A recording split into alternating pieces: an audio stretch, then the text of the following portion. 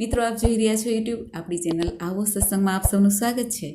મિત્રો, આજે આ વિડીયોમાં આપણે સાંભળશું ચૈત્ર માસના વદ પક્ષની એકાદશી વરુથીની એકાદશીની વ્રત કથા, મહિમા, મુહૂર્ત સાંભળીશું, વ્રત કથા પણ સાંભળીશું।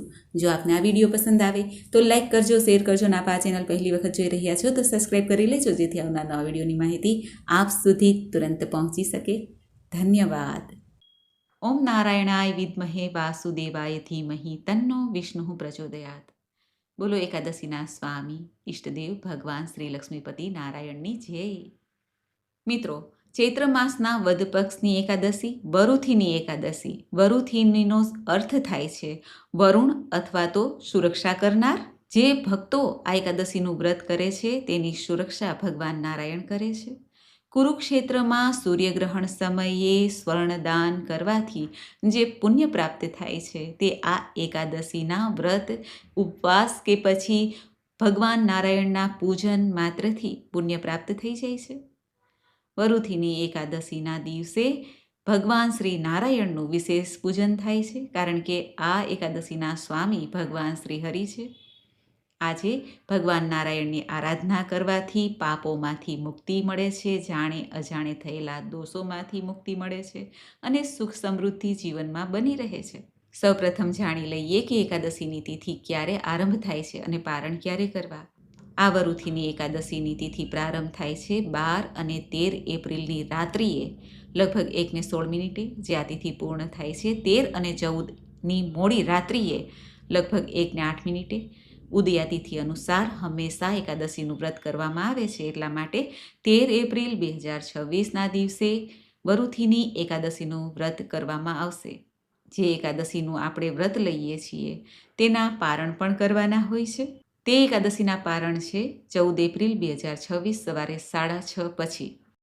આ વરુથીની એકાદશી પાપનાશીની તથા પુણ્યદાયીની આ એકાદશીના દિવસે વૈષ્ણવ આચાર્ય શ્રી વલ્લભ પ્રભુના જન્મ જયંતિ નિમિત્તે પણ ઉત્સવ વૈષ્ણવ મંદિરોમાં ધામે ધૂમેથી ઉજવાશે। પોતાના ગુરુદેવના ચરણ સ્પર્શ થશે એવી આ શુભ એકાદશી છે વરુથીની એકાદશી। આ એકાદશી ભગવાન શ્રી નારાયણને અત્યંત પ્રિય છે। એકાદશીના દિવસે વ્રત ઉપવાસ કરીને ભક્તો લક્ષ્મી નારાયણની પૂજા કરીને વિધિ વિધાનથી પૂજન અર્ચન કરીને મોક્ષ ફળ પ્રાપ્ત કરી શકે છે। એકાદશી એ કલ્યાણકારી તિથિ માનવામાં આવે છે। સર્વે વ્રતોમાં રાજા સમાન કોઈ વ્રત હોય તો તે છે વરુથીની એકાદશી। એકાદશીનું મહત્વ આપણા શાસ્ત્રોમાં પણ કહેવાનું છે।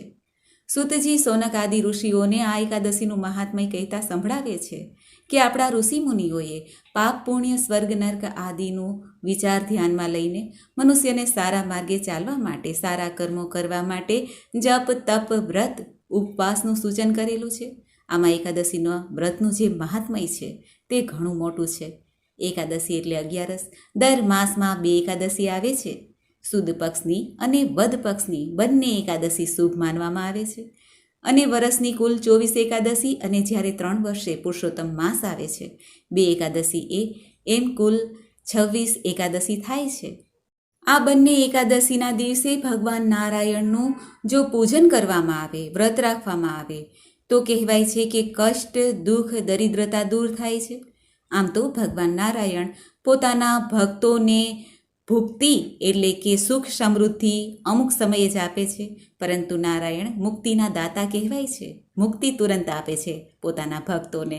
પણ જવરલે જ એવું બને કે જ્યારે ભગવાન શ્રી હરિ પોતાના ભક્તોને ભુક્તિ એટલે કે સુખ સમૃદ્ધિ અને અંતમાં મુક્તિ પ્રદાન કરે। અને આ એકાદશીનું વ્રત એવું છે કે જે ભક્તો ભાવથી પ્રેમથી આ એકાદશીનું વ્રત કરે છે તેને આ બંને પ્રાપ્ત થાય છે। આ ઉપરાંત ધર્મ, અર્થ, કામ અને મોક્ષની પ્રાપ્તિ થાય છે, એમાં કોઈ સંદેહ નથી। જો આ એકાદશીના વ્રતની નિયમ સાથે પાલન કરવામાં આવે તો વ્રતનું ફળ તુરંત મળે છે। એવી માન્યતા છે કે જે વ્યક્તિ એકાદશીનું વ્રત રાખે છે તેણે તામસિક ભોજન, તામસિક વિચારોથી દૂર રહેવું જોઈએ। વ્યક્તિના મનમાં નવા વિચાર, શુભ વિચાર અને શુભ કર્મ અને મન પણ શુદ્ધ હોય તો ભગવાન જલ્દી પ્રાર્થના સાંભળે છે। આ એકાદશીના દિવસે વ્રત રાખનાર વ્યક્તિએ પીળા રંગના વસ્ત્ર ધારણ કરીને જો પૂજા કરે ને તો શુભ ફળની પ્રાપ્તિ થાય છે, કારણ કે ભગવાન શ્રી હરિને પીળો રંગ કે જે ગુરુનો રંગ કહેવાય છે, શુભ અને સૌભાગ્યનો રંગ છે, તે અત્યંત પ્રિય છે. ભગવાન નારાયણે, ભગવાન શ્રી કૃષ્ણએ એટલા માટે જ પીળું પીતાંબર ધારણ કરેલા દર્શન ભક્તોને આપે છે. આ દિવસે ભગવાનને પૂજા કરતી વખતે પીળા ફળ છે, પીળું નૈવેદ્ય છે કે પછી કેળા આદિનો ભોગ લગાવી શકાય છે. પીળા વસ્ત્ર ભગવાનને ઠાકોરજીને પહેરાવીને પૂજા કરાય તો ઉત્તમ છે. જે ભક્તો એકાદશીનું વ્રત કરવા માંગે છે તેઓએ સવારે સ્નાન આદિથી પરવારીને મનમાં સંકલ્પ કરી લેવો કે પોતે એકાદશીનું વ્રત કઈ રીતે કરવા માંગે છે. એક ટાઈમ ભોજન લેવા માંગે છે, ઉપવાસ કરવા માંગે છે કે પછી નિરાહાર એટલે કે જળ પણ ગ્રહણ ન કરવું. રાત્રે 12 વાગ્યા સુધી જાગરણ થાય તો ઉત્તમ કહેવાય છે. જો આપણા ઘરના મંદિરમાં ભગવાનની કોઈ પણ મૂર્તિ, ફોટો હોય, નારાયણનું કોઈ પણ સ્વરૂપ હોય, તેને સાફ કરીને, જો મૂર્તિ હોય તો પંચામૃતથી સ્નાન કરાવી શકાય છે, અને ચિત્રજી હોય તો તેને સાફ વસ્ત્રથી સાફ કરીને પૂજા સેવા કરવાની. ભગવાનની સામે પંચામૃત, તુલસી પત્ર, પીળા ફૂલ, દીપક, ચંદન, કેસર, હળદર, ધૂપ, ગંધ આદિનો પ્રયોગ કરવો જોઈએ પૂજામાં. એ વાતનું ખાસ ધ્યાન રાખવાનું કે આ વરુથીની એકાદશીના દિવસે ભગવાનની પૂજા સેવા કરીને વ્રત કથા એકવાર જરૂર સાંભળવી જોઈએ. એકાદશીની સાથે ભગવાન વિષ્ણુના મંત્રનો જાપ પણ કરી શકાય. પૂજા થાય, વ્રતકથા સંભળાય પછી ભગવાનનો કોઈ પણ મંત્ર આપણને ઈષ્ટ હોય તે મંત્રનો જપ કરવો જોઈએ. વિષ્ણુ સહસ્ત્ર નામ પણ સાંભળી શકાય, વાંચી શકાય. ગીતાજીનો કોઈ પણ પાઠ સાંભળી શકાય, વાંચી શકાય. આવી રીતે એકાદશીના દિવસે જો ભગવાનનું મનમાં સ્મરણ કરતા રહીએ તો મન એકદમ નિશ્ચલ રહે છે, અને આવા શુદ્ધ મનમાં ઈશ્વરનો સાક્ષાત્કાર સંભવ છે. વરુથીની એકાદશીના દિવસે ભગવાનની સેવા પૂજા થાય તેમાં તુલસી પત્રનો ભોગ અવશ્ય લગાવવો જોઈએ, એટલે એક તુલસી પત્ર પધરાવવું જોઈએ. ભગવાનના શ્રી ચરણોમાં પણ તુલસી પત્ર પધરાવાય છે. આમ કરવાથી પાપ નષ્ટ થાય છે. પૂજા કરતી વખતે ભગવાન વિષ્ણુની સામે આરતી પણ ગાવી જોઈએ. ત્યારબાદ ભગવાનની આરતી આખા ઘરમાં દેવી જોઈએ, અને આપણે પોતે પણ લેવાની. આમ કરવાથી ઘરમાંથી નકારાત્મક જે એનર્જી છે, જે ખરાબ એનર્જી છે, નકારાત્મક કે નેગેટિવ પ્રભાવ છે, તે દૂર થાય છે.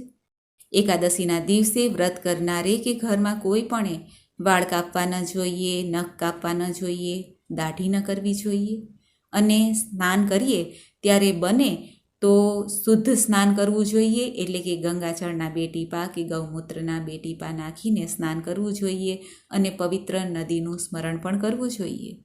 એકાદશીના દિવસે ઘરની સફાઈ ના કરાય, કારણ કે જો કીડા મરી જાય તો તેની હત્યાનો દોષ પણ લાગી શકે છે. આમ જોઈએ તો ઘરની સફાઈ આપણે લગભગ બધા શનિવારે જ કરીએ છીએ, જે શનિદેવનો વાર હોય છે.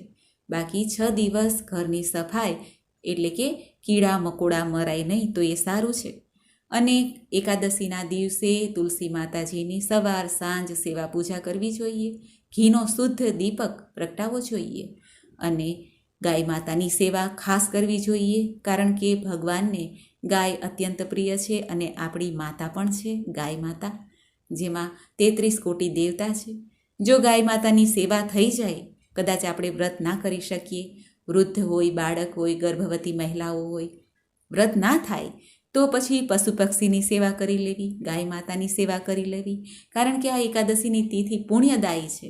આ દિવસે જો શુભ કાર્ય કરવામાં આવે ને તો તેનું ફળ અવશ્ય શુભ જ હોય છે, અને જો અશુભ કાર્ય કરીએ તો તેનું પણ અશુભમાં અશુભ ફળ પ્રાપ્ત થાય છે. માટે આ દિવસે આપણે દાન પુણ્યનું જે વિધાન આપણા ઋષિમુનિઓએ બતાવ્યું છે, તેનું આ જ કારણ છે કે આ તિથિ ઘણી પવિત્ર છે, મંગલકારી છે. એકાદશીના પારણા એકાદશીના બીજા દિવસે કરવાના હોય છે. દ્વાદશી એટલે કે 12સની તિથિ શરૂ થઈ જાય ત્યારે આ પારણા કરવા જોઈએ. પારણામાં ગાય માતાની સેવા કરવાની હોય છે. જો ગાયને લીલું ઘાસ, પાલકની ભાજી ખવડાવી શકીએ, ઘરનું ભોજન કરાવી શકીએ તો ઉત્તમ છે, અને નહીંતર બ્રાહ્મણ દેવતાને કાચું સીધું આપી શકાય છે દક્ષિણા સહિત. આ ઉપરાંત જરૂરિયાતમંદને દાન પુણ્ય કરવું જોઈએ. ઉનાળાની સિઝન છે, માટે ચપ્પલનું દાન, છત્રીનું દાન, ભોજનનું દાન, જળનું દાન ઉત્તમમાં ઉત્તમ કહેવાય છે. આમ કરવાથી પુણ્યની પ્રાપ્તિ અવશ્ય થાય છે અને જે પાપ છે તેનો ક્ષય થશે. ભગવાન વિષ્ણુને તુલસી પત્ર અત્યંત પ્રિય છે, માટે તુલસી પત્ર પ્રમાણે નારાયણની પૂજા કરીને એક તુલસી પત્ર પ્રસાદમાં પોતે અવશ્ય લેવું જોઈએ, જેથી મન અંદરથી પવિત્ર થાય, આરોગ્યની પ્રાપ્તિ થાય છે. વ્યસનનો ત્યાગ કરીએ અને બની શકે તો આ દિવસે જે ભક્તો ભોજન કરે છે તે લોકો પણ લસણ, ડુંગળી અને રાંધેલા ભાતનો પ્રયોગ ન કરે તો ઉત્તમ છે, કારણ કે આ દિવસે આ બધું ભોજન પણ માંસ સમાન ગણાય છે. અને પતિ પત્નીએ પણ બ્રહ્મચર્યનું પાલન અવશ્ય કરવું. આમ કરવાથી વ્રતનું ફળ અવશ્ય પ્રાપ્ત થાય છે. મિત્રો, તો આપણે સાંભળ્યું વરુથીની એકાદશીનો મહિમા અને મુહૂર્ત. હવે આપણે સાંભળીએ આ વરુથીની એકાદશીની વ્રત કથા. બોલો ભગવાન શ્રી લક્ષ્મીપતિની જય. ધર્મરાજ યુધિષ્ઠિર ભગવાન શ્રી કૃષ્ણને કહે છે, હે પ્રભુ, ચૈત્ર માસના કૃષ્ણ પક્ષની એકાદશીનું નામ શું છે? તેની વિધિ કઈ છે તે કૃપા કરીને મને જણાવો, અને એ પણ જણાવો કે આ એકાદશીનું વ્રત કરવાથી કયા ફળની પ્રાપ્તિ થાય છે. આ સાંભળીને ભગવાન શ્રી કૃષ્ણ યુધિષ્ઠિર પ્રતિ કહે છે, હે રાજન, ચૈત્ર માસના કૃષ્ણ પક્ષની એકાદશીનું નામ વરુથીની એકાદશી છે. તે સૌભાગ્ય દેનારી છે. આ વ્રતથી મનુષ્યના સમસ્ત પાપ નષ્ટ થાય છે. આ વ્રત એક દુઃખી સ્ત્રી કરે તો તેને પણ સૌભાગ્યની પ્રાપ્તિ થાય છે. વરુથીનીના પ્રભાવથી જ રાજા માંધાતા સ્વર્ગમાં ગયા હતા. આ રીતે ધુંધુમાર આદિ પણ સ્વર્ગમાં ગયા. વરુથીની એકાદશીનું વ્રત ફળ 10 સહસ્ત્ર વર્ષ તપસ્યા કરવાના ફળ બરાબર છે.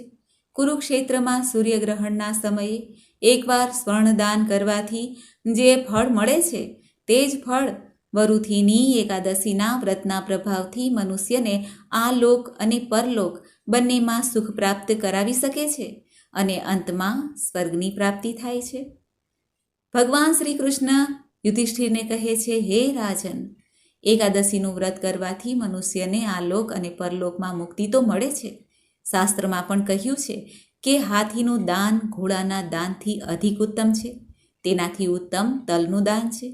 તલથી પણ ઉત્તમ સ્વર્ણદાન છે. સ્વર્ણથી ઉત્તમ અન્નદાન છે. સંસારમાં અન્નદાન સમાન કોઈ પણ દાન નથી. અન્નદાનથી પિતૃ, દેવતા, મનુષ્ય બધા જ તૃપ્ત થાય છે. શાસ્ત્રમાં પણ કન્યાદાન અન્નદાન બરાબર જ માનવામાં આવ્યું છે. વરુથીની એકાદશીના વ્રતથી અન્ન અને કન્યાદાનનું ફળ મળે છે. જે મનુષ્ય લોભના વશમાં થઈને કન્યાનું દાન લઈ લે છે તે પ્રલયના અંત સુધી નરકમાં પડ્યા રહે છે, અથવા તો એમને આગળના જન્મમાં બિલાડીનો જન્મ લેવો પડે છે. જે મનુષ્ય પ્રેમ અને યજ્ઞ સહિત કન્યાદાન કરે છે તેના પુણ્યને ચિત્રગુપ્ત પણ લખવામાં અસમર્થ છે. જે મનુષ્ય આ વરુથીની એકાદશીનું વ્રત કરે છે તેને કન્યાદાનનું ફળ પ્રાપ્ત થાય છે. વરુથીની એકાદશીનું વ્રત કરનારે દસમના દિવસથી જ આ વસ્તુનો ત્યાગ કરવો જોઈએ. તે કઈ વસ્તુ છે?